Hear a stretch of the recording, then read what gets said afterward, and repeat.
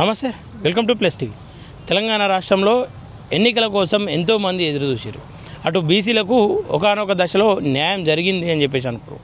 స్థానిక ఎన్నికల్లో సర్పంచ్లు గాను ఎంపీటీసీలు జెడ్పీటీసీలుగా మొదటిసారి రాజకీయంగా మేము ఎదగబోతూ ఉన్నామని చెప్పేసి ఎంతోమంది ఆశలు పెట్టుకోరు. కానీ నిన్నటి కోర్టు తీర్పు అందరి ఆశల్లో ఒక బండరావు తెత్తేసినట్టు వాళ్ళందరి ఆశయాలను కలలుగానే మిగిల్చింది. ఒకసారి మాట్లాడే ప్రయత్నం చేద్దాం. కోర్టు తీర్పు కావచ్చు, ఎవరైతే అగ్రవర్ణాలు బీసీలపైన చేస్తున్నటువంటి పోరాటాలు కావచ్చు, దీనిపైన ఓయూ విద్యార్థులు ఏమనుకుంటారో తెలుసుకునే ఉద్దేశంగానే ఈరోజు ఉస్మానియా యూనివర్సిటీకి రావడం జరిగింది.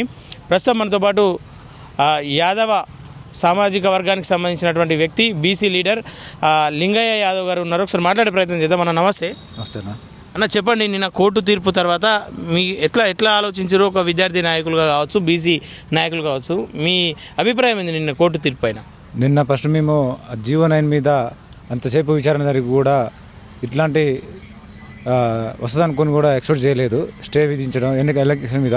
ఎందుకంటే మా బీసీలు ఇన్ని రోజుల తర్వాత ఒక ఉప్పెనలా ఒక ప్రజాప్రతినిధులు, వార్డు మెంబర్లు, సర్పంచులు, ఎంపీటీసీలు, జెడ్పీ చైర్మన్లు కూడా 13 మంది అవుతురని చాలా సంతోషపడ్డాం. కానీ ఈ అగ్రవర్ణాలు దీన్ని తట్టుకోలేక ఈ దురదృష్టం ఏంటంటే హైకోర్టులో పిటిషన్ వేసింది రెడ్డి తరపున వాదించే న్యాయవాది రెడ్డినే, ప్రభుత్వం తరపున వాదించే లాయర్ రెడ్డినే, ఫైనల్గా ఆడ వాదించేది కూడా జడ్జి కూడా రెడ్డినే అయ్యిండు.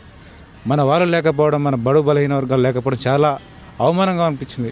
ఎందుకంటే ఏడైనా వండించేవారు మనవాడు ఉంటే ఏ మూల కూర్చున్నా మనది మనకు వచ్చే అనేది సామెత ఉన్నది. కాబట్టి నిన్న అట్లా జరిగింది.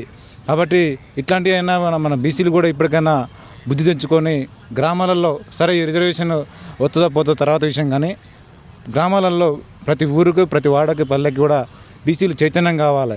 మన ఓటు మనం వేసుకునే చైతన్యం వస్తే మాత్రం మన ఓటు మనం వేసుకుంటేనే తప్ప ఈ అగ్రవర్ణాల చేతిలో మనం బందీగా ఉన్న రోజులు కూడా మనల్ని కనీసం వార్డు నెంబర్ కాదు కదా, సర్పంచ్లు కానీ ఏం కానీ లేని పరిస్థితి.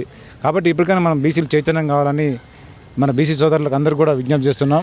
లేకపోతే వీళ్ళ దగ్గర మనం ఎంత హీనంగా వాడతారంటే ఎలక్షన్ ముందు కూరలో కరేపాకు లెక్క మన బీసీలను కానీ ఎస్సీ ఎస్టీలను కానీ వాడుకొని వదిలిపెట్టిపోయే పరిస్థితులు ఉన్నాయి. ఎలక్షన్ వచ్చినప్పుడు నావాడిని తీసుకొని బిజం మీద చేసుకొని పోతాడు.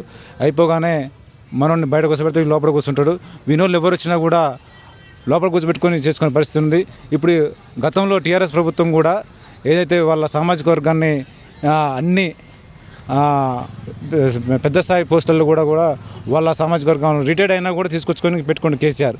అదే పరిస్థితిలో ఈ రేవంత్ రెడ్డి కూడా రిటైర్డ్ అయిన వాళ్ళనే అదే వాళ్ళ రెడ్డి సామాజిక వర్గాన్ని తీసుకొచ్చుకొని పెట్టుకుంటుంది తప్ప ఎస్సీ ఎస్టీ బీసీలు ఒక్కరిని కూడా రిటైర్డ్ అయిన వాళ్ళని పెట్టుకున్న పాపన పోలేదు. ఓకే, ఇవన్నీ చూసినప్పుడు కూడా ఏదైతే అగ్రవర్ణాలు అని చెప్పుకుంటా ఉన్నామో వాళ్ళ కులాల కోసం, వాళ్ళ వర్గాల కోసం వాళ్ళు ఎంత బలంగా నిలబడతా ఉన్నారో చూస్తున్నాం. ఈ సమయంలో బీసీలు వాళ్ళ నుండి ఏం నేర్చుకోవాలి? అసలు బీసీలు సిగ్గు తెచ్చుకోవాలనుకున్నా. ఫస్ట్ వాళ్ళని చూసి సిగ్గు తెచ్చుకోండి. బీసీలు మీరు గుర్తుంచుకునేది ఒకటే, వాళ్ళని చూసి సిగ్గు తెచ్చుకొని వాళ్ళ దగ్గరికి పోవడం, వాళ్ళ దగ్గర చేతులు కట్టుకొని నిలబడడం మానేసి ఇకనైనా మన ఓటు మనం వేసుకుందామనే నినాదంతో మీరు సిగ్గు తెచ్చుకొని ఇప్పటికైనా వాళ్ళ దగ్గరికి పోకుండా మనం ఒక ఎజెండాతోని ఈ రిజర్వేషన్ రాకపోతే ఒక ఎజెండాతో ముందుకెళ్ళి మన ఓటు మనం వేసుకుంటే ఊళ్ళల్లో దాదాపు 60-70-80% మన ఎస్సీ ఎస్టీ బీసీలో ఆల్మోస్ట్ మనం ఉంటాం. ఒక ఎన్నో కాడ 2-3%, 4-5%, అసలు అయితే 5% కంటే ఎక్కువ ఉండరు అగ్రవర్ణాల ఓట్లు. మన ఓట్లు మనం వేసుకుంటే, మనతో పాటు మన ఎస్సీ ఎస్టీ బీసీని కలుపుకుంటే రిజర్వేషన్లు వాళ్ళకి ఇవ్వచ్చు. జనరల్ స్థానాలు కూడా మనం పోటీ చేసుకొని కూడా అవసరమైతే మన జనరల్ స్థానాలు కొంతమంది మన ఎస్సీ ఎస్టీలు మెజార్టీ ఉన్న కాడ కూడా వాళ్ళని కూడా నిలబెట్టుకొని మన వాయిస్ని వినిపించుకొని వాళ్ళని వీళ్ళ ఓటు రూపంలో బుద్ధి చెప్పాలి. బీసీలు ఇప్పటికైనా సిగ్గు తెచ్చుకోవాలని కూడా మరోసారి చెప్తున్నా. ఓకే, అంటే ఇప్పుడు స్థానిక ఎన్నికలు ఎట్లాగో పెండింగ్ పడ్డట్టే, నెక్స్ట్ ఎట్లాంటి తీర్పు వస్తుందో తెలియదు. ఈ సమయంలో ఎట్లాంటి నిర్ణయాలు తీసుకుంటే మంచిగా ఉంటుంది? బీసీలంతా, బీసీ నాయకులు ఏం కోరుకుంటా ఉన్నారు? ఇప్పుడు నిన్న హైకోర్టు 4 వారాలు గడువు ఇచ్చింది. ఈ 4 వారాలలో కూడా ప్రతి ఊరు, ప్రతి గ్రామంలో బీసీలు, అదేవిధంగా బీసీ యువకులు పెద్ద ఎత్తున గ్రామ సభలు పెట్టుకొని, అదేవిధంగా సమావేశాలు పెట్టుకొని కూడా ఎవరికి వాళ్ళ ఇప్పుడు అందరూ కూడా ఊర్లలో అందరు చదువుకున్న విద్యావంతులు ఉన్నారు, మేధావులు ఉన్నారు. ఊర్ల నుంచి వచ్చిన వాళ్ళే పట్టణాలలో కార్పొరేషన్ చైర్మన్లు కానీ, కార్పొరేటర్లు కానీ, అదేవిధంగా మున్సిపల్ కార్పొరేషన్ చైర్మన్ కూడా అవుతున్నారు. కాబట్టి మీరు సమావేశాలు పెట్టుకొని కూడా అంత చైతన్యం చేసుకొని మన ఓటు మనం చేసుకుంటేనే చేయాలని చెప్తున్నా. ఓకేనా, థ్యాంక్ యూ.